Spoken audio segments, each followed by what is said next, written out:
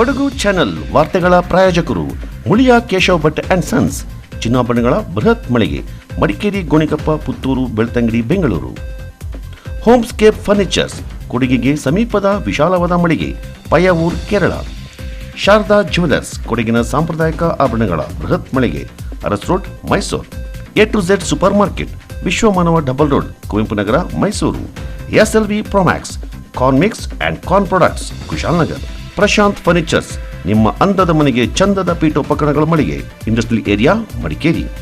ಫ್ಯಾಬಿನ್ಸ್ family restaurant, ಬೆಕಾಚಿ resto cafe, always cell tower, Kohinoor ರಸ್ತೆ, ಮಡಿಕೇರಿ.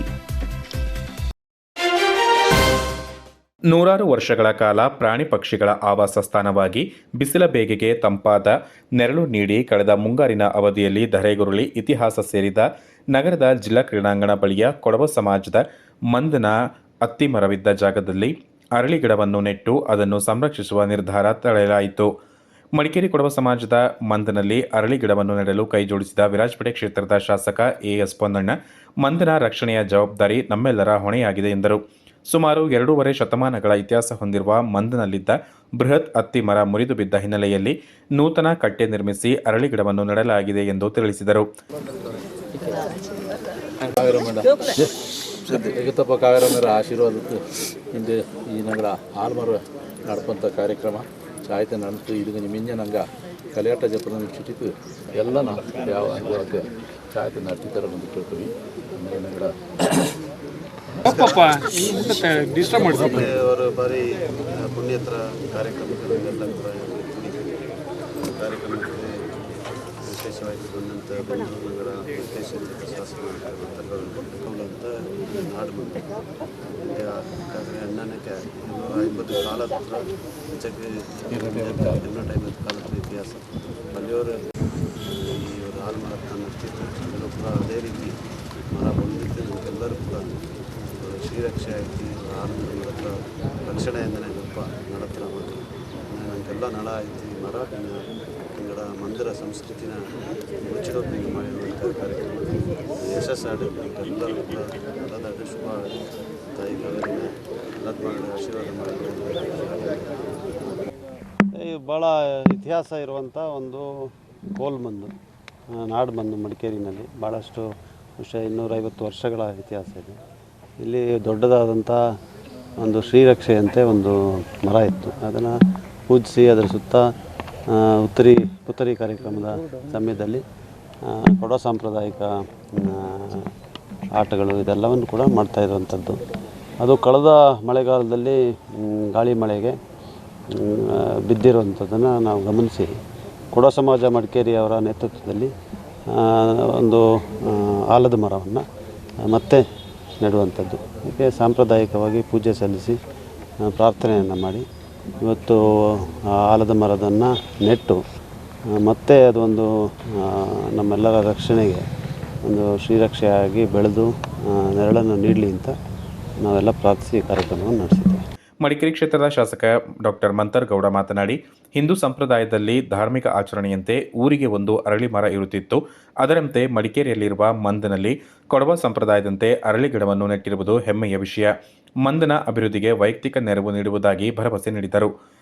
ಮೈಸೂರು ಕೊಡಗು ವಿಧಾನಸಭಾ ಕ್ಷೇತ್ರದ ಸಂಸದ ಯದುವೀರ್ ಕೃಷ್ಣದತ್ತರ ಚಾಮರಾಜ ಒಡೆಯರ್ ಮಾತನಾಡಿ, ಕೊಡಗಿನ ಸಂಸ್ಕೃತಿ ಐನ್ಮನೆಗಳು, ಮಡಿಕೇರಿಯ ಕೋಟೆ, ಸಂಸ್ಕೃತಿಯ ನೆಲೆಯಾದ ಮಡಿಕೇರಿಯಲ್ಲಿ ಪುರಾತನ ಮಂದನ ರಕ್ಷಣೆ ನಮ್ಮೆಲ್ಲರ ಹೊಣೆ ಎಂದರು. ಸುಮಾರು ಒಂದು 150 ವರ್ಷದ ಒಂದು ಆದ ನಂತರ ಒಂದು ಮಳೆಯಲ್ಲಿ ಇಲ್ಲಿರ್ತಕ್ಕಂಥ ಅಶ್ವತ್ಥ ಗಿಡ ಸ್ಥಳೀಯರ ಒಂದು ಸಂಸ್ಕೃತಿಗೆ ಭಾಳ ಮಹತ್ವವಾದಂಥ ಒಂದು ಪಾತ್ರ ಇರ್ತಕ್ಕಂಥ ಇಲ್ಲಿಯ ಪ್ರಕೃತಿ, ಅದಕ್ಕೆ ಒಂದು ಅಶ್ವತ್ಥ ಮರಕ್ಕೆ ಪೂಜೆ ಸಲ್ಲಿಸುವಂಥದ್ದು ಮತ್ತು ಅನೇಕ ಒಂದು ಚಟುವಟಿಕೆಗಳು ಇಲ್ಲಿ ಆಧ್ಯಾತ್ಮಿಕ ಒಂದು ದೃಷ್ಟಿಯಲ್ಲಿ ಮಾಡ್ತಾಯಿದ್ರು. ಆ ಗಿಡ ಒಂದು ಬಿದ್ದೋಗಿರೋ ಕಾರಣಕ್ಕೆ ಪುನಃ ನೆಡುವಂಥದ್ದು ಒಂದು ಕಾರ್ಯಕ್ರಮ ಇತ್ತು. ಆ ದೃಷ್ಟಿಯಲ್ಲಿ ಈಗಾಗಲೇ ನಾವು ಮತ್ತು ಸ್ಥಳೀಯ ಎಲ್ಲ ಪ್ರತಿನಿಧಿಗಳು ಕಾರ್ಯಕ್ರಮದಲ್ಲಿ ಭಾಗವಹಿಸಿದ್ದೀವಿ. ಭಾಳ ಸಂತೋಷದ ವಿಚಾರ. ಈ ಒಂದು ಪಾರಂಪರೆ ಮುಂದುವರಿತಾ ಇರೋದು ಈ ಒಂದು ಒಳ್ಳೆಯ ಕಾರ್ಯಕ್ರಮ ಮೂಲಕ ನಮ್ಮ ಮುಂಬರುವ ಪೀಳಿಗೆಗೆ ಒಂದು ಪ್ರೇರಣೆಯನ್ನು ನೀಡಲಾಗಿದೆ.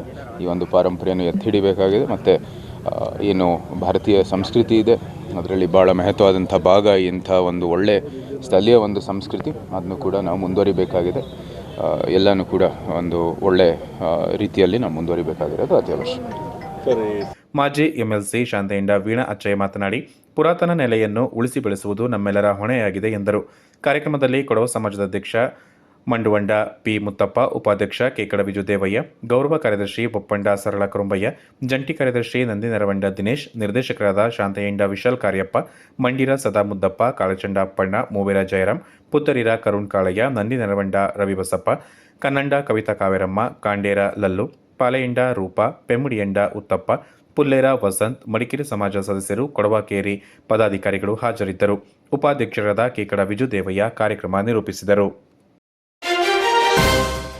ಸಿಎಂ ಕುರ್ಚಿ ಕಿತ್ತಾಟದಲ್ಲಿ ರಾಜ್ಯದ ಜನತೆಗೆ ಹಿನ್ನಡೆ, ಯದುವೀರ್. ಸಿಎಂ ಕುರ್ಚಿ ಕಿತ್ತಾಟದಲ್ಲಿ ರಾಜ್ಯದ ಜನತೆಗೆ ಹಿನ್ನಡೆಯಾಗಿದೆ ಎಂದು ಮೈಸೂರು ಕೊಡಗು ಸಂಸದ ಯದುವೀರ್ ಒಡೆಯರ್ ಹೇಳಿದ್ದಾರೆ. ರಾಜ್ಯದಲ್ಲಿ ಅಭಿವೃದ್ಧಿ ಕುಂಠಿತ ಆರೋಪ ವಿಚಾರಕ್ಕೆ ಸಂಬಂಧಿಸಿದಂತೆ ಮಡಿಕೇರಿಯಲ್ಲಿ ಸುದ್ದಿಗಾರರಿಗೆ ಪ್ರತಿಕ್ರಿಯಿಸಿದ ಅವರು, ನಮ್ಮ ವಿರೋಧ ಪಕ್ಷ ಕೂಡ ಹೇಳುತ್ತಿದೆ, ರಾಜ್ಯದಲ್ಲಿ ಅಭಿವೃದ್ಧಿ ಕುಂಠಿತವಾಗಿದೆ. ಕಾಂಗ್ರೆಸ್ ಆಂತರಿಕ ವಿಚಾರದ ಬಗ್ಗೆ ನಮಗೆ ಕಾಳಜಿ ಇಲ್ಲ, ಆದರೆ ರಾಜ್ಯದ ಜನತೆ ಆಯ್ಕೆ ಮಾಡಿದ ಮೇಲೆ ಆಡಳಿತ ನಡೆಸುವುದು ಅವರ ಆದ್ಯ ಕರ್ತವ್ಯ.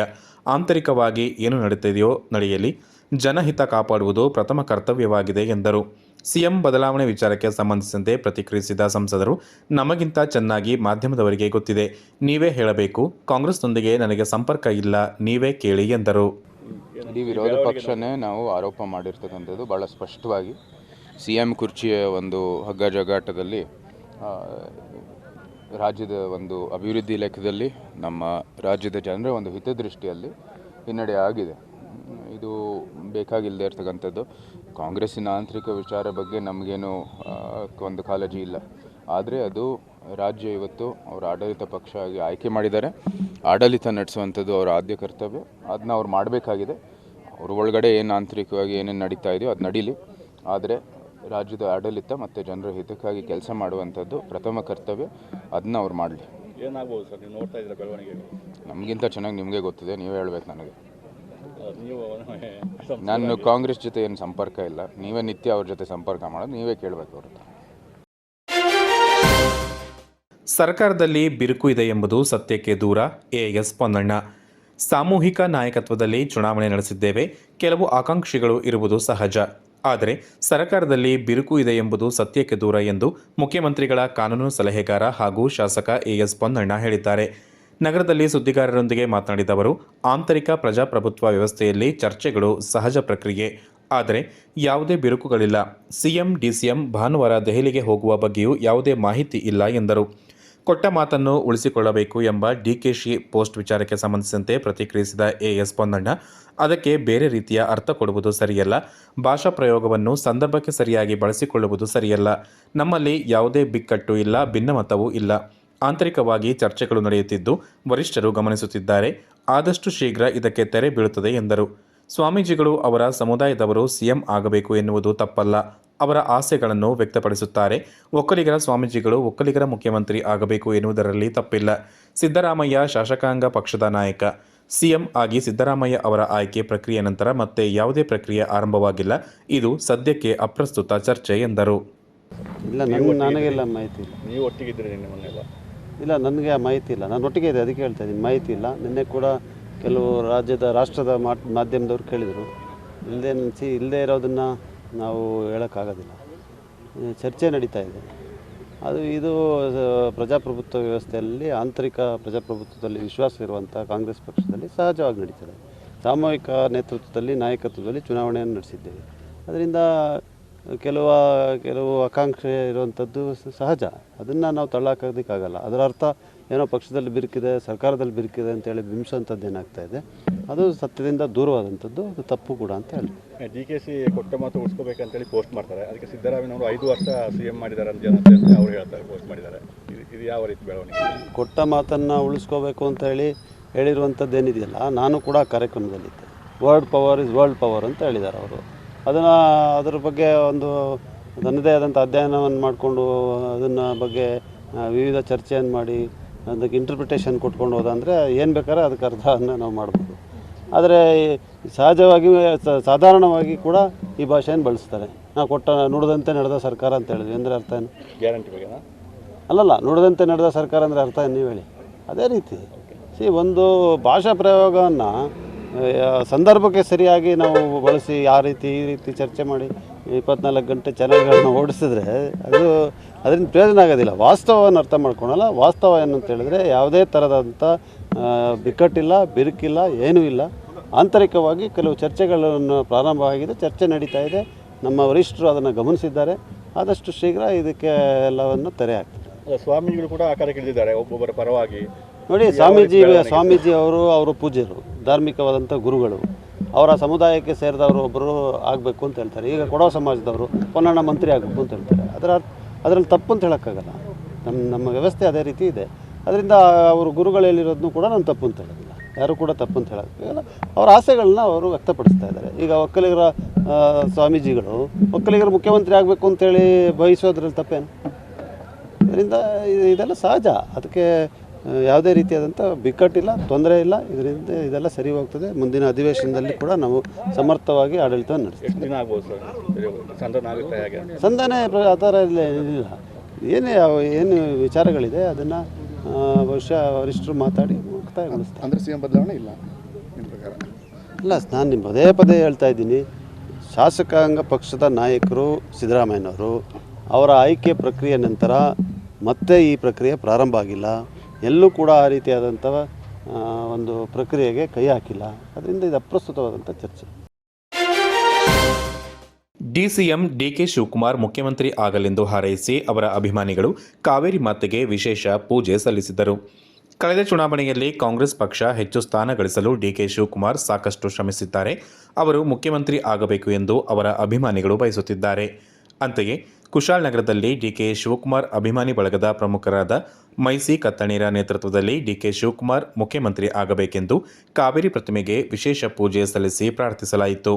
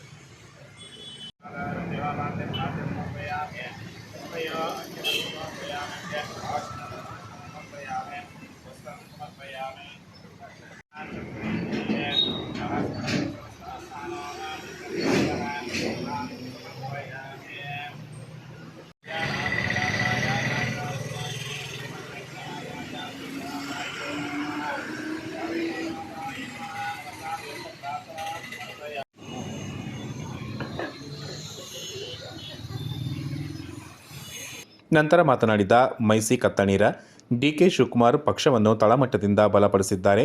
ಹೈಕಮಾಂಡ್ ಯಾವ ನಿರ್ಧಾರ ಮಾಡುತ್ತದೆ ಎಂಬುದನ್ನು ಕಾದು ನೋಡೋಣ. ದೇವರ ಅನುಗ್ರಹ ಅವರ ಮೇಲೆ ಇರಲಿ ಎಂದು ಶುಭ ಹಾರೈಸಿದರು.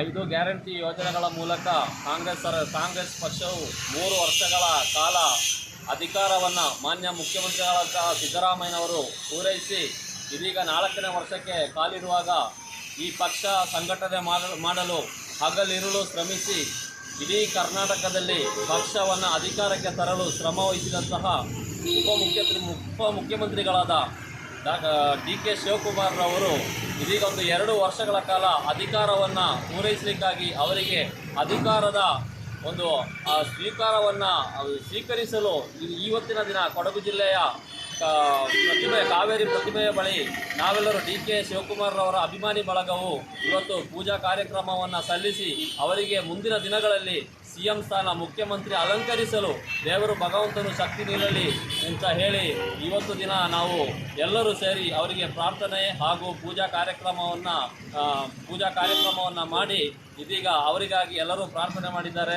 ಮುಂದಿನ ದಿನಗಳಲ್ಲಿ, ಮುಂದಿನ 2 ವರ್ಷಗಳಲ್ಲಿ DK ಶಿವಕುಮಾರ್ ಅವರು ಮುಖ್ಯಮಂತ್ರಿಯಾಗಿ ಇನ್ನು 2028ಕ್ಕೆ ಕಾಂಗ್ರೆಸ್ ಪಕ್ಷವು ಅಧಿಕಾರಕ್ಕೆ ಬರಲು ಇನ್ನಷ್ಟು ಸಂಘಟನೆ ಬಲಿಷ್ಠ ಮಾಡಲು ಜನಪರ ಯೋಜನೆಗಳ ಕಾರ್ಯಕ್ರಮಗಳ ಮೂಲಕ 2028ಕ್ಕೆ ಅಧಿಕಾರವನ್ನು ವಹಿಸಲು ಅವರಿಗೆ ಭಗವಂತನ ಶಕ್ತಿ ನೀಡಲಿ. ಅದೇ ರೀತಿ ಸಿದ್ದರಾಮಯ್ಯನವರು ಕೂಡ ಅವರೊಂದಿಗೆ ಬೆಂಬಲವಾಗಿ ನಿಂತು ಮುಂದಿನ ಮುಂಬರುವಂತಹ ಚುನಾವಣೆಯಲ್ಲಿ ಇದೇ ರೀತಿ 2.5 ವರ್ಷಗಳು ಸಿದ್ದರಾಮಯ್ಯನವರು ಹಾಗೂ 2.5 ವರ್ಷಗಳು DK ಶಿವಕುಮಾರ್ ಅವರು ಮುಖ್ಯಮಂತ್ರಿ ಆಗಲಿ ಇನ್ನಷ್ಟು ಕರ್ನಾಟಕವನ್ನು ಅಭಿವೃದ್ಧಿಪಡಿಸಿ ಬಡ ಜನರಿಗೆ, ದಲಿತರಿಗೆ, ಅಲ್ಪಸಂಖ್ಯಾತರಿಗೆ ವಿವಿಧ ಎಲ್ಲ ವರ್ಗದವರನ್ನ ಒಂದುಗೂಡಿ ಅವರಿಗೆ ಬೇಕಾದಂತಹ ಅನುದಾನಗಳನ್ನು ನೀಡಿ ಅಭಿವೃದ್ಧಿಪಡಿಸಿ ಇನ್ನಷ್ಟು ಅವರು ಕಾಂಗ್ರೆಸ್ ಪಕ್ಷವನ್ನು ರಾಷ್ಟ್ರೀಯ ಪಕ್ಷವನ್ನು ಗಟ್ಟಿಗೊಳಿಸಲು ಅವರು ಅದೇ ರೀತಿ ರಾಹುಲ್ ಗಾಂಧಿರವರನ್ನು ಮುಂದಿನ ಮುಖ್ಯ ಪ್ರಧಾನಮಂತ್ರಿಯನ್ನಾಗಿ ಮಾಡಲು ಅವರು ಶಕ್ತಿಯನ್ನು ನೀಡಿ ಕರ್ನಾಟಕ ಪ್ರತ್ಯೇಕ ಒಂದು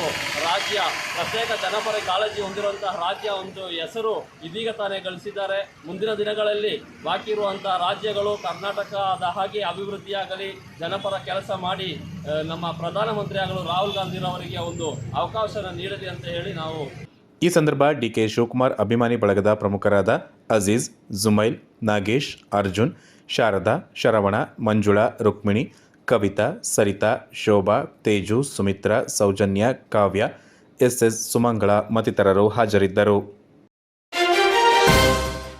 ಅಯ್ಯಂಗೇರಿ ಗ್ರಾಮ ಪಂಚಾಯಿತಿಯ ನೂತನ ಕಟ್ಟಡವನ್ನು ಶಾಸಕರು ಹಾಗೂ ಮುಖ್ಯಮಂತ್ರಿಗಳ ಕಾನೂನು ಸಲಹೆಗಾರರಾದ ಅಜ್ಜಕುಟ್ಟಿರ S ಪೊನ್ನಣ ಮತ್ತು ಸಂಸದರಾದ ಯದುವೀರ್ ಕೃಷ್ಣದತ್ತ ಚಾಮರಾಜ ಒಡೆಯರ್ ಅವರು ಶುಕ್ರವಾರ ನೆರವೇರಿಸಿದರು. ಈ ಹಿಂದೆ ಅಯ್ಯಂಗೇರಿ ಗ್ರಾಮ ಪಂಚಾಯತ್ ಸ್ವಂತ ಕಟ್ಟಡ ಇಲ್ಲದೆ ಕಾರ್ಯನಿರ್ವಹಿಸುತ್ತಿದ್ದು, ಇದನ್ನು ಗಮನಿಸಿದ ಶಾಸಕರು ನೂತನ ಕಟ್ಟಡಕ್ಕೆ ಮಂಜೂರಾತಿ ಒದಗಿಸಿದರು. ಸುಸಜ್ಜಿತವಾಗಿ ನಿರ್ಮಾಣಗೊಂಡ ನೂತನ ಕಟ್ಟಡವನ್ನು ಲೋಕಾರ್ಪಣೆಗೊಳಿಸಿ ಮಾತನಾಡಿದ ಶಾಸಕರು, ಗ್ರಾಮ ಪಂಚಾಯತ್ ಜವಾಬ್ದಾರಿ ಸಂವಿಧಾನದ ಅಡಿಯಲ್ಲಿ ಅತ್ಯಂತ ಪ್ರಮುಖವಾಗಿದ್ದು, ಗ್ರಾಮದ ಜನರಿಗೆ ನೇರವಾಗಿ ಸಂಪರ್ಕಕ್ಕೆ ಸಿಗುವ ಗ್ರಾಮ ಪಂಚಾಯತ್ ಚುನಾಯಿತ ಪ್ರತಿನಿಧಿಗಳು ಸರ್ಕಾರದ ಪ್ರತಿನಿಧಿಗಳಂತೆ ಜನರ ಕಷ್ಟಗಳಿಗೆ ಸ್ಪಂದಿಸಲು ತುಂಬಾ ಅನುಕೂಲಕರವಾಗಿದೆ ಎಂದರು. ಈ ಸಂದರ್ಭದಲ್ಲಿ ಸಂಸದರಾದ ಯದುವೀರ್ ಕೃಷ್ಣದತ್ತ ಚಾಮರಾಜ ಒಡೆಯರ್ ಅವರು ಮಾತನಾಡಿ, ಗ್ರಾಮ ಪಂಚಾಯತ್ ಮೂಲಕ ಗ್ರಾಮೀಣ ಜನರಿಗೆ ಹೆಚ್ಚು ಕೆಲಸಗಳು ಆಗಲಿ, ಆ ನಿಟ್ಟಿನಲ್ಲಿ ಗ್ರಾಮದ ಮೂಲ ಸೌಲಭ್ಯಕ್ಕೆ ಒತ್ತು ನೀಡಬೇಕು ಎಂದು ಸಲಹೆ ಮಾಡಿದರು. ಅಯ್ಯಂಗೇರಿ ಗ್ರಾಮ ಪಂಚಾಯತ್ ನಿಜವಾಗಿ ಬೇಕಾಗಿರ್ತಕ್ಕಂಥ ಒಂದು ಅಭಿವೃದ್ಧಿ ಆಗಬೇಕಂದ್ರೆ ಇಲ್ಲಿಯ ಒಂದು ನಾಯಕರ ಒಂದು ನಿಜವಾದಂತಹ ಒಂದು ಪಾತ್ರ ಬಹಳ ದೊಡ್ಡದು. ಆ ನಿಟ್ಟಿನಲ್ಲಿ ಇಡೀ ಗ್ರಾಮ ಪಂಚಾಯತ್ ವ್ಯವಸ್ಥೆಯನ್ನು ನಾವು ಇನ್ನೂ ಶಕ್ತಿ ತುಂಬಿಸುವ ಕೆಲಸದಲ್ಲಿ ನಾವು ಕೆಲಸ ಮಾಡೋಣ. ಮತ್ತೆ ಈ ಒಂದು ಮೂಲಕ ನಾವು ವಿಕಸಿತ ಗ್ರಾಮಗಳು, ವಿಕಸಿತ ರಾಜ್ಯ ಮತ್ತು ವಿಕಸಿತ ಭಾರತವನ್ನು ನೋಡಲಿಕ್ಕೆ ನಮ್ಮ ಮುಂಬರುವ ಪೀಳಿಗೆಗೆ ಸಾಧ್ಯವಾಗುತ್ತೆ ಅಂತ ಹೇಳ್ತಾ, ಒಂದು ಗ್ರಾಮ ಪಂಚಾಯತಿ ಮತ್ತು ನಿಮ್ಮ ಅಯ್ಯಂಗೇರಿಗೆ ಇವತ್ತು ಆಗಮಿಸಿ ಜೊತೆ ಕಾರ್ಯಕ್ರಮದಲ್ಲಿ ಭಾಗವಹಿಸುವಂಥದ್ದು ಅತ್ಯಂತ ಸಂತೋಷದ ವಿಚಾರ. ಕೊಡಗಿನ ಅಭಿವೃದ್ಧಿ ಲೆಕ್ಕದಲ್ಲಿ ಬಹಳಷ್ಟು ಕೆಲಸಗಳು ಆಗ್ತಾ ಇದ್ದಾವೆ. ಇದೊಂದು ಮಾತಾಡೋದ್ರ ವೇದಿಕೆ ಅಲ್ಲ, ಆದರೆ ಹೈವೇನೂ ಆಗ್ತಾ ಇದೆ. ನಮ್ಮ ಮಾರ್ಚ್ 27 ಮುಗಿಯುತ್ತೆ. ನಮ್ಮ ರಾಜ್ಯ ಸರ್ಕಾರ ಒಂದು ಸ್ವಲ್ಪ ಸಹಕಾರ ಕೊಟ್ಟರೆ ಈ ರೈಲ್ವೆ ಸಂಪರ್ಕನೂ ಕೂಡ ನಾವು ಮಾಡ್ತೀವಿ ಅಂತ ಈ ಸಂದರ್ಭದಲ್ಲಿ ಹೇಳಲಿಕ್ಕೆ ಇಷ್ಟಪಡ್ತೀವಿ. ನಂತರ ಈ ಒಂದು ಏರ್ಪೋರ್ಟ್ಗಾಗಿಯೂ ಕೂಡ ಅಂದರೆ ಏರ್ ಸ್ಟ್ರಿಪ್ಗಾಗಿ ಒಂದಷ್ಟು ಜಾಗ ಮೀಸಲಿಟ್ಟಿದ್ದೀವಿ, ತೀರ್ಮಾನ ಮಾಡ್ತಾ ಇದ್ದೀವಿ ಯಾವುದು ಸೂಕ್ತ ಅಂತ. ಅದಾದ ನಂತರ ಏರ್ ಸ್ಟ್ರಿಪ್ ವ್ಯವಸ್ಥೆನೂ ಕೂಡ ಇಲ್ಲಿಗೆ ಮಾಡ್ತೀವಿ ಅಂತ ಈ ಒಂದು ಸಂದರ್ಭದಲ್ಲಿ ಹೇಳ್ತಾ, ಅಂದರೆ ಅದೆಲ್ಲನೂ ಕೂಡ ಹೈವೇ, ರೈಲ್ವೆ, ಏರ್ಪೋರ್ಟು ಎಲ್ಲ ಬರುತ್ತೆ. ಆದರೆ ಮುಖ್ಯವಾಗಿ ಈ ಗ್ರಾಮ ಪಂಚಾಯಿತಿಗಳು, ಗ್ರಾಮೀಣ ಮಟ್ಟದ ಸಂಸ್ಥೆಗಳು ಇನ್ನೂ ಪ್ರಬಲವಾಗಿ ಇನ್ನೂ ದೊಡ್ಡ ಒಂದು ಹೋರಾಟ ಮಾಡಲಿ, ಗ್ರಾಮೀಣ ಮಟ್ಟದ ಸಂಸ್ಥೆಗಳಿಗೆ ನಿಜವಾದಂತಹ ಒಂದು ಒಳ್ಳೆಯ ವ್ಯವಸ್ಥೆ ಸೃಷ್ಟಿಸಲಿ ಅಂತ ಈ ಒಂದು ವೇದಿಕೆ ಮೂಲಕ ಹೇಳ್ತಾ ಎಲ್ಲರಿಗೂ ಅಭಿನಂದನೆಗಳು. ಬಹಳ ಸಂತೋಷವಾಯಿತು. ಈ ಒಂದು ಪಂಚಾಯಿತಿ ಅಧ್ಯಕ್ಷರಾದ ಪುಷ್ಪ ಮತ್ತು ಉಪಾಧ್ಯಕ್ಷರಾದ ಮಿಶ್ರಿಯ, ಪಂಚಾಯಿತಿ ಸದಸ್ಯರಾದ ನಾಳಿಯಂಡ ಪಟ್ಟು ಚಂಗಪ್ಪ, ಆಚಿರ ಕಾವೇರಮ್ಮ, ಪ್ರಮುಖರಾದ ಇಸ್ಮಾಯಿಲ್ ಮತ್ತು ರಶೀದ್, ಅಬ್ದುಲ್ ರೆಹಮಾನ್, ಸಾಬೀರ್ ಜಲೀಲ್, ಮಹಮ್ಮದ್ ಬಶೀರ್, ಸೂರಜ್ ಹೊಸೂರು, ಮಣವಟ್ಟಿರ ದಯಾ ಚಿಣ್ಣಪ್ಪ, ತೋಲಂಡಾನಂದ, ಅಪ್ಪಚಟ್ಟೋಳಂಡ ಮಿಥುನ್ ಮಾಚಯ್ಯ ಮತ್ತಿತರರು ಉಪಸ್ಥಿತರಿದ್ದರು. ಹೆಬ್ಬಾಲೆ ಗ್ರಾಮದ ಸಂತೆ ಪ್ರಾಂಗಣದಲ್ಲಿನ ಸಾರ್ವಜನಿಕ ಶೌಚಾಲಯ ಅವ್ಯವಸ್ಥೆ ಖಂಡಿಸಿ ಗ್ರಾಮ ಪಂಚಾಯಿತಿ ಮುಂಭಾಗ ಶಿವರಾಮೇಗೌಡರ ಕರ್ನಾಟಕ ರಕ್ಷಣಾ ವೇದಿಕೆ ವತಿಯಿಂದ ಪ್ರತಿಭಟನೆ ನಡೆಸಲಾಯಿತು. ಗ್ರಾಮದಲ್ಲಿ ಅನೈರ್ಮಲ್ಯ ತಾಂಡವವಾಡುತ್ತಿದೆ. ಗ್ರಾಮ ಪಂಚಾಯಿತಿ ಸುತ್ತಮುತ್ತ ಕಾಡು ದಟ್ಟವಾಗಿದೆ. ಕಟ್ಟಡಕ್ಕೆ ಸುಣ್ಣ ಬಣ್ಣ ಬಳಿದಿಲ್ಲ. ಸ್ವಚ್ಛತೆ ಮರೆತಿದ್ದಾರೆ. ಧ್ವಜಸ್ತಂಭ ಕೆಳಗೆ ಕಸದ ರಾಶಿ ತಾಂಡವವಾಡುತ್ತಿದ್ದು ರಾಷ್ಟ್ರಧ್ವಜಕ್ಕೆ ಅವಮಾನ ಮಾಡಲಾಗಿದೆ. ಅಧಿಕಾರಿಗಳು ಸಮರ್ಪಕವಾಗಿ ಕಾರ್ಯನಿರ್ವಹಿಸುತ್ತಿಲ್ಲ ಎಂದು ಆರೋಪಿಸಿ ಕರವೇ ಜಿಲ್ಲಾಧ್ಯಕ್ಷ BA ದಿನೇಶ್ ನೇತೃತ್ವದಲ್ಲಿ ಕಾರ್ಯಕರ್ತರು ಧಿಕ್ಕಾರ ಕೂಗಿ ಪ್ರತಿಭಟಿಸಿದರು. ಪ್ರತಿಭಟನಾ ಸ್ಥಳಕ್ಕೆ ಇಒ, PDO ಆಗಮಿಸಿ ಅಹವಾಲು ಸ್ವೀಕರಿಸುವಂತೆ ಆಗ್ರಹಿಸಿ ಗ್ರಾಮ ಪಂಚಾಯಿತಿ ಮುಂಭಾಗ ಧರಣಿ ಕೂರಲಾಯಿತು.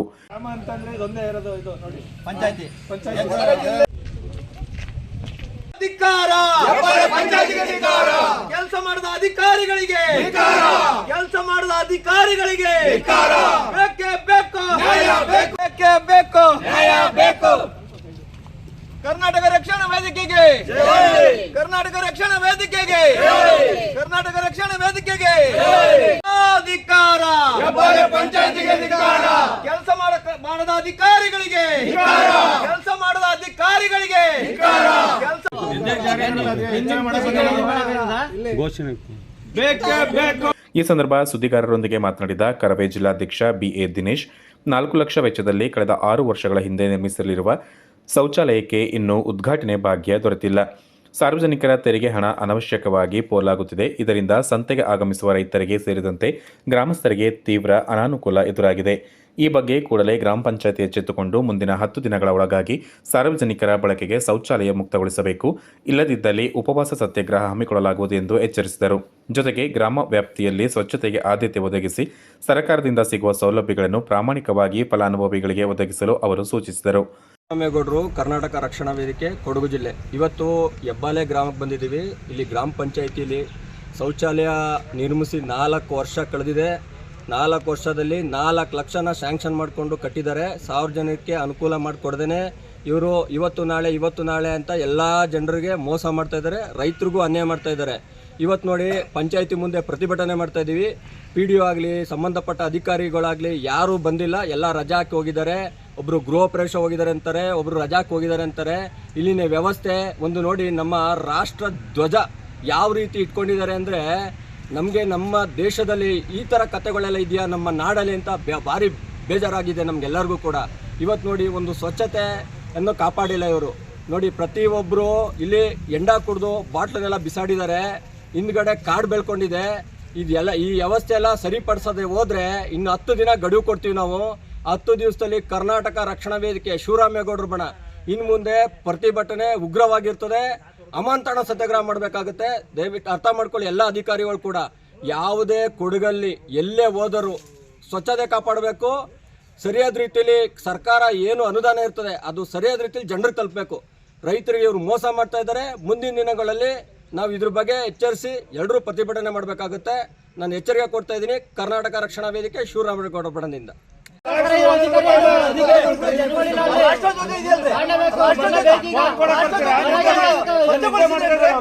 ನೋಡಿ ರಾಷ್ಟ್ರಧ್ವಜ ಹೆಂಗಿದೆ ಇಟ್ಕೊಂಡಿದ್ರಿ, ರಾಷ್ಟ್ರಧ್ವಜ ಅವಮಾನ ಮಾಡ್ತಿದ್ರಿ ನೀವೆಲ್ಲ. ನೋಡ್ರಿ ಅಲ್ಲಿ ಕ್ಲೀನ್ ಮಾಡಿದ್ರೇನ್ರಿ ಇಲ್ಲಿ ಏನ್ ಮಾಡೋದು? ನಿಮ್ಗೆ ಆಗಲ್ಲ, ರಾಜೀನಾಮೆ ಕೊಟ್ಟು ಹೋಗ್ರಿ ಮನೆಗೆ, ಬೇರೆ ಯಾವ ಬರ್ತಾರೆ. ನಿಮ್ಮಿಂದಾಗಿ ನಮ್ಮ ಈ ಪಂಚಾಯತ್ ಎಲ್ಲರಿಗೂ ಕೆಟ್ಟ ಹೆಸರು. ಹೋಗಿ ಹಿಂದ್ಗಡೆ ಪಂಚಾಯತ್ ಹಿಂದ್ಗಡೆ ಕಾಡ್ ನೋಡಿ. ನೀವೆಲ್ಲ ಮನುಷ್ಯರ, ನೀವು ಯಾಕಿದ್ದೀರಿ?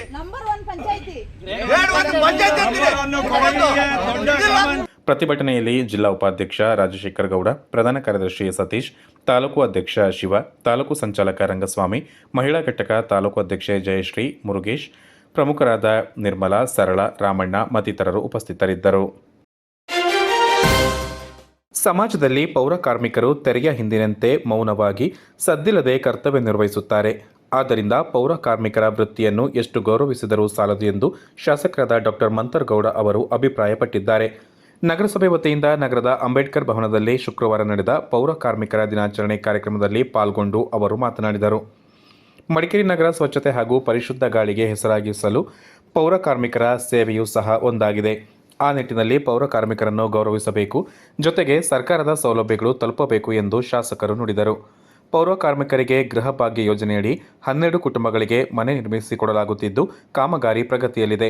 ಹಾಗೆಯೇ ಹೊರಗುತ್ತಿಗೆಯಡಿ ಕರ್ತವ್ಯ ನಿರ್ವಹಿಸುತ್ತಿರುವ ಪೌರ ಕಾರ್ಮಿಕರನ್ನು ಕಾಯಂ ಮಾಡಬೇಕಿದೆ. ಪೌರ ಕಾರ್ಮಿಕರಿಗೆ ವಿಮಾ ಸೌಲಭ್ಯ ದೊರೆಯಬೇಕು. ಹಾಗೆಯೇ ಕಾಲಕಾಲಕ್ಕೆ ಆರೋಗ್ಯ ತಪಾಸಣಾ ಶಿಬಿರವನ್ನು ಏರ್ಪಡಿಸುವಂತಾಗಬೇಕು ಎಂದು ಡಾಕ್ಟರ್ ಮಂತರ್ಗೌಡ ಅವರು ಸಲಹೆ ಮಾಡಿದರು.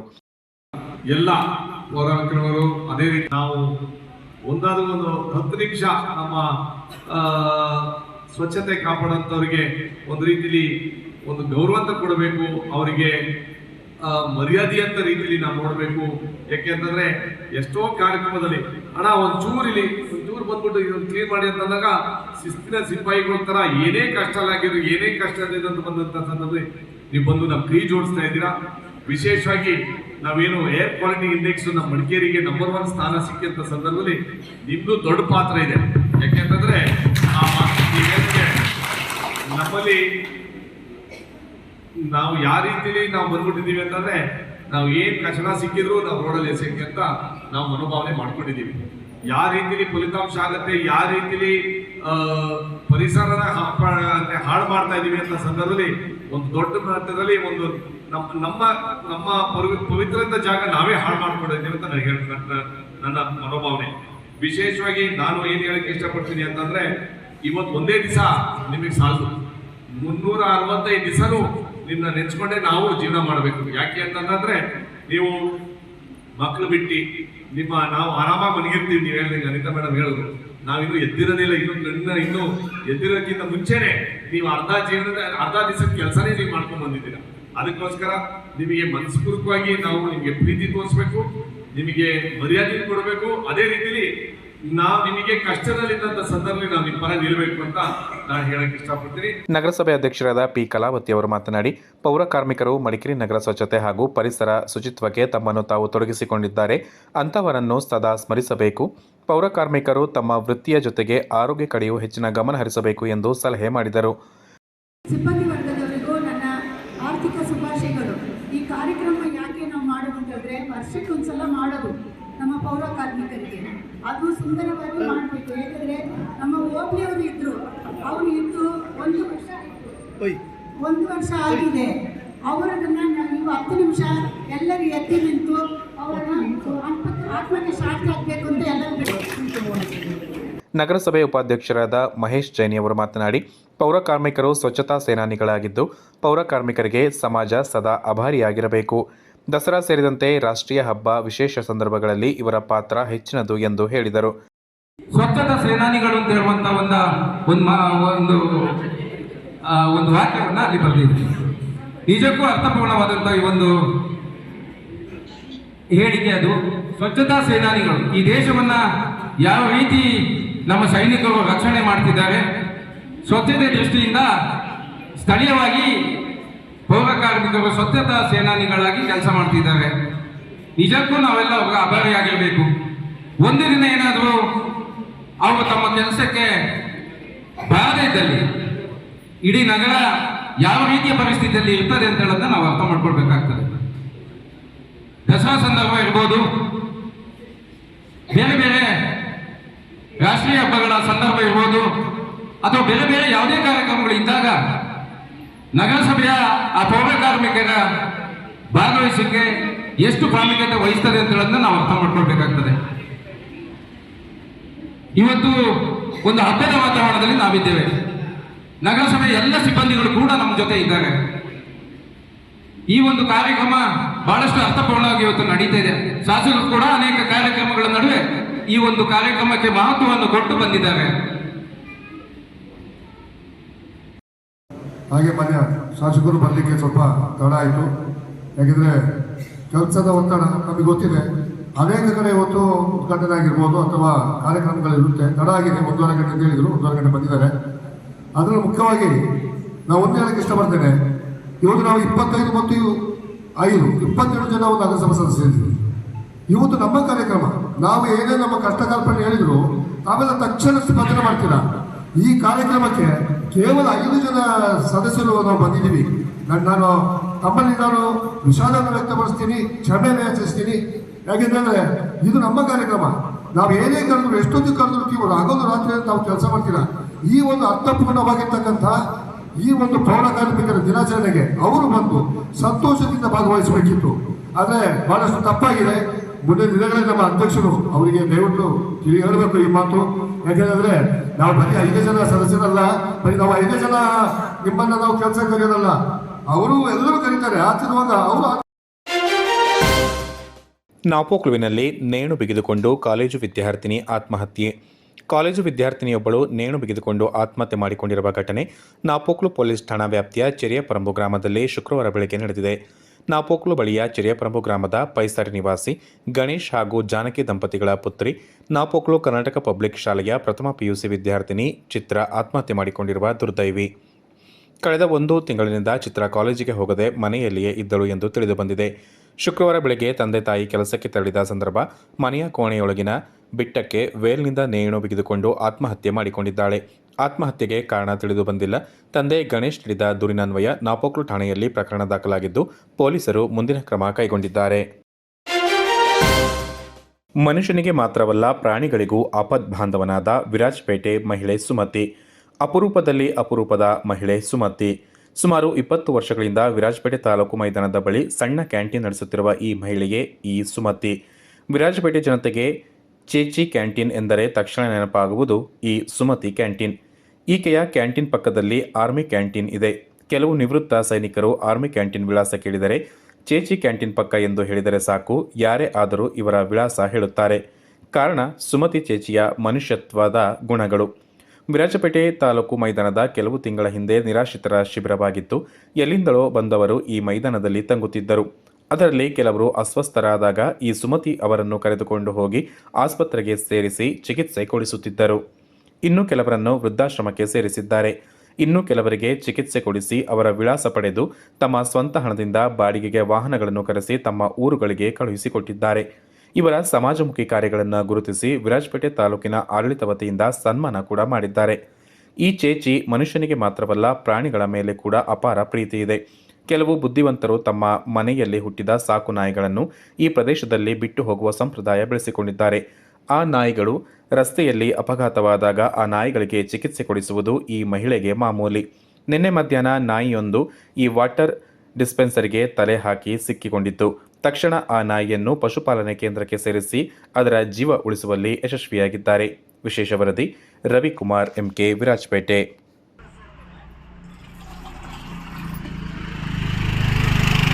ಮೇಡಮ್ ಒಂದು ಸ್ವಲ್ಪ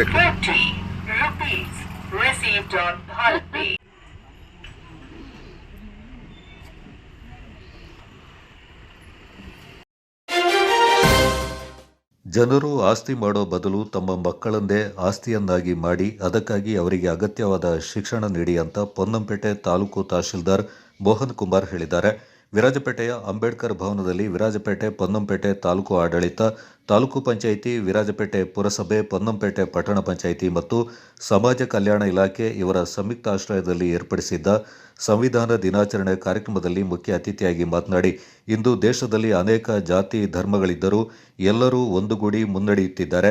ಅದಕ್ಕೆ ನಮ್ಮ ಸಂವಿಧಾನವೇ ಕಾರಣವಾಗಿದೆ. ಕಟ್ಟಕಡೆಯ ವ್ಯಕ್ತಿಗಳು ನಿತ್ಯ ಶೋಷಣೆಗೆ ಒಳಗಾಗ್ತಾರೆ. ಅವರಿಗೂ ಈ ಸಂವಿಧಾನವೇ ರಕ್ಷಣೆಯಾಗಿದೆ. ಇಂದು ಡಾಕ್ಟರ್ ಅಂಬೇಡ್ಕರ್ ಪಡೆದ ಪದವಿಯನ್ನು ಯಾರೂ ಪಡೆದಿಲ್ಲ. ಯಾಕೆಂದರೆ ಅವರಿಗೆ ಶಿಕ್ಷಣದ ಮೇಲಿದ್ದ ಒಲವು. ಇದರಿಂದಾಗಿ ಇಡೀ ಜಗತ್ತು ತಿರುಗಿ ನೋಡುವಂತಹ ಸಂವಿಧಾನವನ್ನು ಭಾರತ ದೇಶಕ್ಕೆ ನೀಡಿದರು. ಜನರಿಂದ ಜನರಿಗಾಗಿ ಎಂಬ ಧ್ಯೇಯ ಹೊಂದಿರುವ ಶ್ರೇಷ್ಠ ಸಂವಿಧಾನ ನಮ್ಮದಾಗಿದೆ. ಈ ಸಂವಿಧಾನದಿಂದಾಗಿ ಕೆಳಸ್ತರದ ಜನಾಂಗದವರಾದ ಇಂದಿನ ರಾಷ್ಟ್ರಪತಿಗಳು ದೇಶದ ಪ್ರಥಮ ಪ್ರಜೆಯಾಗಲು ಸಾಧ್ಯವಾಗಿದೆ ಎಂದರು. ಸಂವಿಧಾನದ ಮೂಲಕ ಹೆಣ್ಣು ಮಕ್ಕಳಿಗೆ ನೀಡಿದ ಸಮಾನತೆ ಮಹತ್ವದಿಂದಾಗಿ ಇಂದು ಮಹಿಳೆಯರು ಕೂಡ ಎಲ್ಲ ಕ್ಷೇತ್ರಗಳಲ್ಲಿ ಮುಂಚೂಣಿಯಲ್ಲಿದ್ದಾರೆ. ವಿದ್ಯಾರ್ಥಿಗಳು ಅಂಬೇಡ್ಕರ್ ಅವರ ಬದುಕಿನ ಅವಲೋಕನ ಮಾಡಬೇಕು. ಸಂವಿಧಾನದ ಅರಿವು ಹೊಂದುವ ಮೂಲಕ ಉತ್ತಮ ಶಿಕ್ಷಣ ಪಡೆದು ಉನ್ನತ ಸ್ಥಾನಕ್ಕೇರುವ ಸಂಕಲ್ಪ ಮಾಡಿ ಎಂದು ಮೋಹನ್ ಕುಮಾರ್ ಅವರು ತಿಳಿಸಿದರು.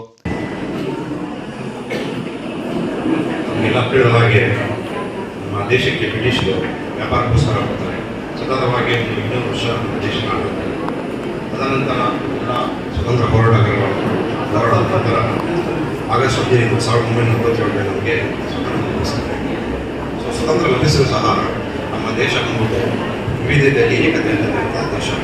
ಅನೇಕ ಜಾತಿ ಧರ್ಮಗಳಿಂದ ಕೂಡಿರುತ್ತದೆ. ನಮ್ಮ ದೇಶಕ್ಕೆ ನಮ್ಮದೇ ದೇಶವಾದಂತಹ ಪ್ರತ್ಯೇಕವಾದ ಒಂದು ಸಂವಿಧಾನ ರಚನೆ ಆಗಿದೆ. ಈ ಒಂದು ಸಂವಿಧಾನ ರಚನೆ ಮಾಡಬೇಕು ಅಂತ ತೀರ್ಮಾನ ಮಾಡಿದಾಗ ಅನೇಕ ಸಮಿತಿಗಳನ್ನು ಈಗಾಗಲೇ ವಿಶೇಷ ಅವರು ಈ ಬಗ್ಗೆ ಸಂಕ್ಷಿಪ್ತವಾಗಿ ತಿಳಿಸಿದ್ದಾರೆ. ದಯವಿಟ್ಟು ವಿದ್ಯಾರ್ಥಿನಿಗಳು ದಯವಿಟ್ಟು ಸೈಲೆಂಟ್ ಆಗಿರಬೇಕು. ಅಂಬೇಡ್ಕರ್ ಭವನ ಸಮಿತಿ ಸದಸ್ಯರಾದ ವಿ.ಕೆ. ಸತೀಶ್ ಮಾತನಾಡಿ, ನಮ್ಮ ಸಂವಿಧಾನ ದೇಶದ ಜನರನ್ನು ಸಶಕ್ತಗೊಳಿಸಿದೆ, ಸರ್ವರಿಗೂ ಸಮಾನತೆಯನ್ನು ಒದಗಿಸಿದೆ, ಮೂಲಭೂತ ಹಕ್ಕುಗಳು ಕರ್ತವ್ಯವನ್ನು ನೀಡಿದೆ. ಭಾರತಕ್ಕೆ ಸಂವಿಧಾನವೇ ದೊಡ್ಡ ಬಲ. ನಮ್ಮ ಸಂವಿಧಾನವು ನಮ್ಮೆಲ್ಲರನ್ನ ರಕ್ಷಿಸುವ ಬಹುದೊಡ್ಡ ಕಾನೂನಾಗಿದೆ ಎಂದರು. ಸಂವಿಧಾನ ದಿನವನ್ನಾಗಿ ಆಚರಣೆ ಮಾಡಬೇಕೆಂತೇಳಿ ಘೋಷಣೆ ಮಾಡ್ತಾರೆ, ಅದನ್ನ ಕಾರ್ಯರೂಪಕ್ಕೂ ತರ್ತಾರೆ. ಅರ್ಥ ಮಾಡ್ಕೊಳ್ಳಿ, ಈ ಸಂವಿಧಾನದ ಮಹತ್ವ ಎಷ್ಟಿದೆ ಅಂತೇಳಿ. ನಿಮ್ಮಲ್ಲಿ ಏನಕ್ಕೆ ಈ ಸಂವಿಧಾನದ ಬಗ್ಗೆ ಅರಿವನ್ನು ಮೂಡಿಸಬೇಕು ಅಂತ ಹೇಳಿದ್ರೆ, ನಾಳೆ ಈ ದೇಶವನ್ನ ಆಳುವಂತವರು ನೀವು, ಈ ದೇಶವನ್ನ ಮುನ್ನಡೆಸುವಂತವರು ನೀವು. ಹಾಗಾಗಿ ನಿಮಗೆ ಈ ಸಂವಿಧಾನದ ಬಗ್ಗೆ ಜ್ಞಾನವನ್ನ ಕೊಡಬೇಕಾಗ್ತದೆ. ಸ್ವಾತಂತ್ರ್ಯ ಪೂರ್ವದಲ್ಲಿ ಈ ದೇಶ ಯಾವ ರೀತಿ ಇತ್ತು ಅಂತ ಹೇಳಿದ್ರೆ ಅನೇಕ ರಾಜರು ಈ ದೇಶವನ್ನು ಆಳ್ತಾ ಇದ್ರು. ಆಯಾ ರಾಜ್ಯರು ಅವರಿಗೆ ಸಂಬಂಧಪಟ್ಟಂತ ಕಾನೂನುಗಳನ್ನ ಕಟ್ಟಳೆಗಳನ್ನ ರೂಪಣೆ ಮಾಡ್ಕೊಂಡು ಬಂದರು. ಆದ್ರೆ ಯಾರಿಗೂ ಕೂಡ ಅದರ ಬಗ್ಗೆ ಗೋಜಿಗೆ ಹೋಗ್ಲಿಲ್ಲ. ಹಲವಾರು ಪ್ರಾಂತ್ಯಗಳಿದ್ದವು ಈ ದೇಶದಲ್ಲಿ. 400ಕ್ಕಿಂತ ಹೆಚ್ಚು ರಾಜರು ಈ ದೇಶವನ್ನು ಆಳ್ತಾ ಇದ್ರು.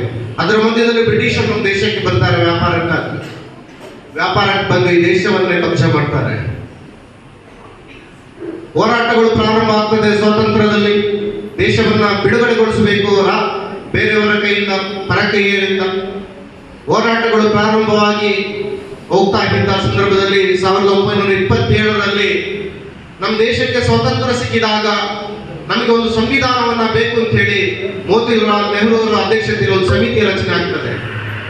ಆ ಸಮಿತಿ 1930 ಮತ್ತು 40ರಲ್ಲಿ ಬೇರೆ ಬೇರೆ ರಾಜ್ಯಗಳಲ್ಲಿ ಸಭೆಗಳು ನಡೆಯುತ್ತದೆ.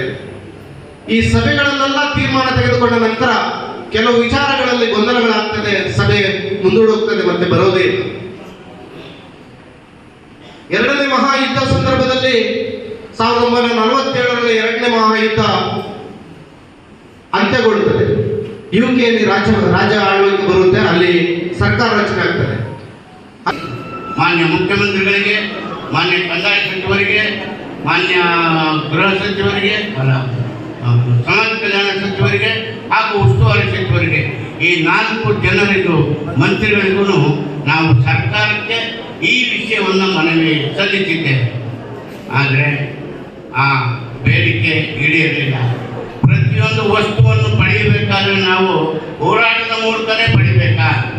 ಈ ಸಂವಿಧಾನದ ಆಶಯವನ್ನು ಯಥಾವತ್ತಾಗಿ ಜಾರಿಗೊಳಿಸಿದ್ರೆ ನಮ್ಮ ದೇಶ ಸುಭಿಕ್ಷವಾಗುತ್ತೆ. ವಿದ್ಯಾರ್ಥಿಗಳೇ, ದಯವಿಟ್ಟು ಕೂತ್ಕೊಳ್ಳಿ.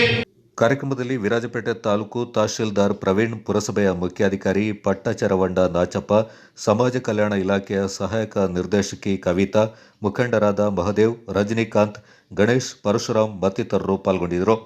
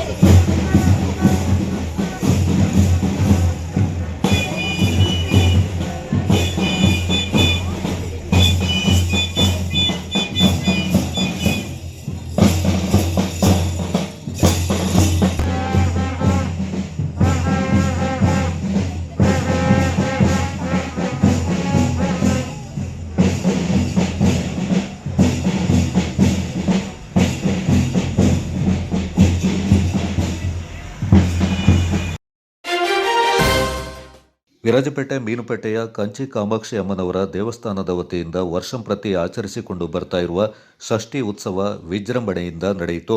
ಬೆಳಗ್ಗೆಯಿಂದಲೇ ದೇವಾಲಯಕ್ಕೆ ಆಗಮಿಸಿದ ಭಕ್ತರು ನಾಗದೇವರಿಗೆ ಹಾಲಾಭಿಷೇಕ ಮಾಡಿ ನೈವೇದ್ಯ ಸಮರ್ಪಣೆ ಮಾಡಿದರು. ಷಷ್ಠಿ ಪ್ರಯುಕ್ತ ಭಕ್ತರು ಹೆಚ್ಚಿನ ಸಂಖ್ಯೆಯಲ್ಲಿ ದೇವಾಲಯಕ್ಕೆ ಆಗಮಿಸಿ ಪೂಜಾ ಕೈಂಕರ್ಯದಲ್ಲಿ ಪಾಲ್ಗೊಂಡು ದೇವರ ಕೃಪೆಗೆ ಪಾತ್ರರಾದರು. ಈ ಸಂದರ್ಭ ದೇವಾಲಯದ ಆಡಳಿತ ಮಂಡಳಿ ಅಧ್ಯಕ್ಷ ಜಿಜಿ ಮೋಹನ್ ಸೇರಿದಂತೆ ಪದಾಧಿಕಾರಿಗಳು ಪಾಲ್ಗೊಂಡಿದ್ದರು.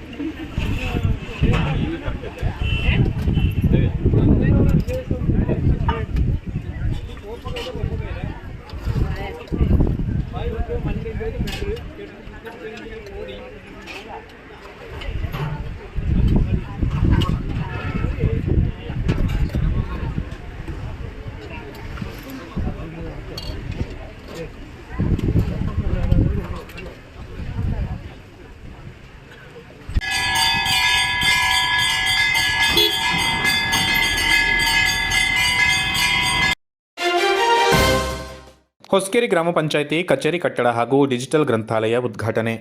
ಸಾರ್ವಜನಿಕರಿಗೆ ಉತ್ತಮ ಸೇವೆ ನೀಡಲು ಶಾಸಕ ಡಾಕ್ಟರ್ ಮಂತರ್ಗೌಡ ಕರೆ. ನೂತನವಾಗಿ ನಿರ್ಮಾಣಗೊಂಡ ಹೊಸಕೇರಿ ಗ್ರಾಮ ಪಂಚಾಯಿತಿ ಕಚೇರಿ ಕಟ್ಟಡ ಹಾಗೂ ಡಿಜಿಟಲ್ ಗ್ರಂಥಾಲಯವನ್ನು ಉದ್ಘಾಟಿಸಿ ಮಾತನಾಡಿದ ಅವರು, ಸರ್ಕಾರದ ಯೋಜನೆಗಳು ಡಿಜಿಟಲ್ ತಂತ್ರಜ್ಞಾನದ ಮೂಲಕ ಸಾರ್ವಜನಿಕರಿಗೆ ಒದಗಿಸುವ ಮಾದರಿ ಪ್ರಯತ್ನ ಹೊಸಕೇರಿ ಪಂಚಾಯಿತಿಯಲ್ಲಿ ನಡೆದಿದೆ ಎಂದು ಶ್ಲಾಘಿಸಿದರು.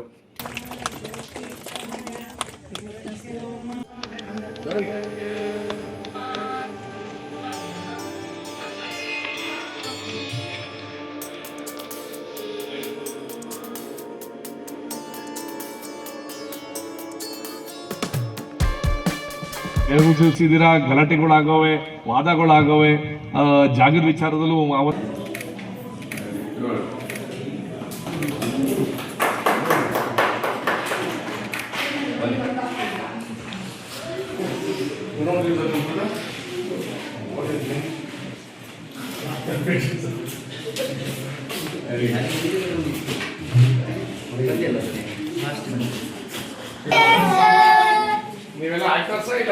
ಪರಿಶೀಲನೆ ಮಾಡಿದಾಗ ಈ ಜಾಗದ RTC ಹೊಸಕೇರಿ ಗ್ರಾಮ ಪಂಚಾಯತಿ ಎಂಬ ಹೆಸರಿನಲ್ಲಿ ಇತ್ತು.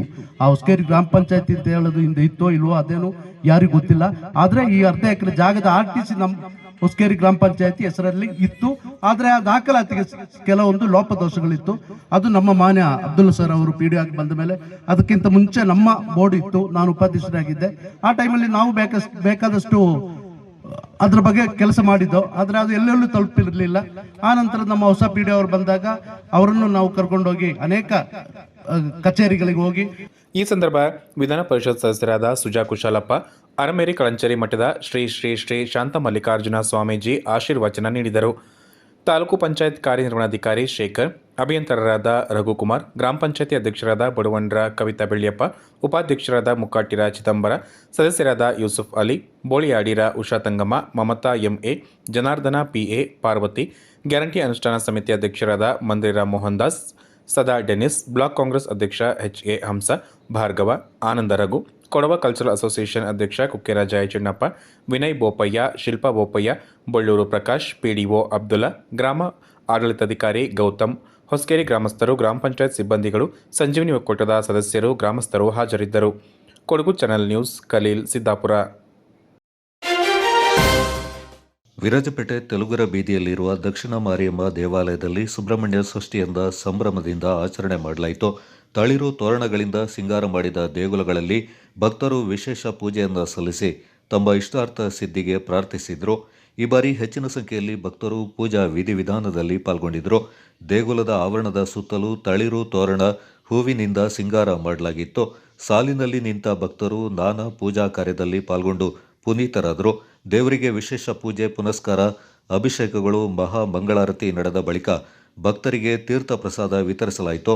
ನಗರದ ಗಡಿಯಾರ ಕಂಬದ ಬಳಿ ಇರುವ ಮುನೇಶ್ವರ ದೇವಸ್ಥಾನ, ಮಹಾಗಣಪತಿ ದೇವಸ್ಥಾನ, ಛತ್ರಕೆರೆ ಬಳಿ ಇರುವ ವೀರಾಂಜನೇಯ ದೇವಸ್ಥಾನ, ಅಪ್ಪಯ್ಯ ಸ್ವಾಮಿ ರಸ್ತೆಯಲ್ಲಿರುವ ಬಾಲಾಂಜನೇಯ ದೇವಸ್ಥಾನ, ಅಂಗಾಳ ಪರಮೇಶ್ವರಿ ದೇವಾಲಯ ಸೇರಿದಂತೆ ನಗರ ಮತ್ತು ಗ್ರಾಮೀಣ ಭಾಗದ ಇತರೆಡೆ ದೇವಾಲಯಗಳಲ್ಲಿ ಸುಬ್ರಹ್ಮಣ್ಯ ಷಷ್ಠಿಯಿಂದ ಶ್ರದ್ಧಾ ಭಕ್ತಿಯಿಂದ ಆಚರಣೆ ಮಾಡಲಾಯಿತು.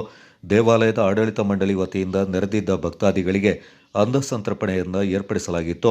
ಈ ಸಂದರ್ಭ ದೇವಾಲಯ ಆಡಳಿತ ಮಂಡಳಿ ಅಧ್ಯಕ್ಷರು ಹಾಗೂ ವಕೀಲರು ಆಗಿರುವ TP ಕೃಷ್ಣ ಹಾಗೂ ಆಡಳಿತ ಮಂಡಳಿಯ ಎಲ್ಲ ಪದಾಧಿಕಾರಿಗಳು, ತೆಲುಗರ ಬೀದಿಯ ಕುಲಸ್ಥರು ಹಾಜರಿದ್ದು ಪೂಜಾ ಕೈಂಕರ್ಯದಲ್ಲಿ ಪಾಲ್ಗೊಂಡು ಸಕಲ ವ್ಯವಸ್ಥೆಗಳನ್ನು ಕಲ್ಪಿಸಿದ್ರು. ವರ್ಷಂಪ್ರತಿ ಆಚರಿಸಿಕೊಂಡಿರುವಂತಹ ಸುಬ್ರಹ್ಮಣ್ಯ ಷಷ್ಠಿಯನ್ನು ಈ ವರ್ಷ ಸಹ ನಮ್ಮ ವಿರಾಜಪೇಟೆ ದಕ್ಷಿಣ ಮಾರಿಯಮ್ಮ ದೇವಸ್ಥಾನ ತೆಲುಗು ಷಷ್ಠಿ ಬೀದಿಯಲ್ಲಿ ಆಚರಿಸ್ತಾ ಬರ್ತಾ ಇದ್ದೀವಿ. ಬೆಳಿಗ್ಗೆ ವಿಶೇಷ ಅಭಿಷೇಕದೊಂದಿಗೆ ಆರಂಭಿಸಿ ಈಗ ಮಧ್ಯಾಹ್ನ 1 ಗಂಟೆಗೆ ವಿಶೇಷ ಅಲಂಕಾರ ಪೂಜೆ ಹಾಗೂ ಸುಬ್ರಹ್ಮಣ್ಯನಿಗೆ ವಿಶೇಷ ಪೂಜೆಯನ್ನು ನಡೆಸ್ತಾ ಇಂದಿನ ಈ ಒಂದು ಅನ್ನ ಸಂತರ್ಪಣೆಯನ್ನು ಏರ್ಪಡಿಸಿದ್ದೇವೆ. ಭಕ್ತಾದಿಗಳು ಹೆಚ್ಚಿನ ಸಂಖ್ಯೆಯಲ್ಲಿ ಬರ್ತಾ ಇದ್ದಾರೆ. ಪ್ರತಿ ವರ್ಷದಂತೆ ಈ ವರ್ಷವೂ ಸಹ ಸಹಕಾರದೊಂದಿಗೆ ನಮ್ಮ ಈ ಒಂದು ಸೃಷ್ಟಿಯಾಗಲಿ ಮತ್ತೆಲ್ಲ ಕಾರ್ಯಕ್ರಮ ಯಶಸ್ವಿಯಾಗಿ ನಡೆಸ್ತಾ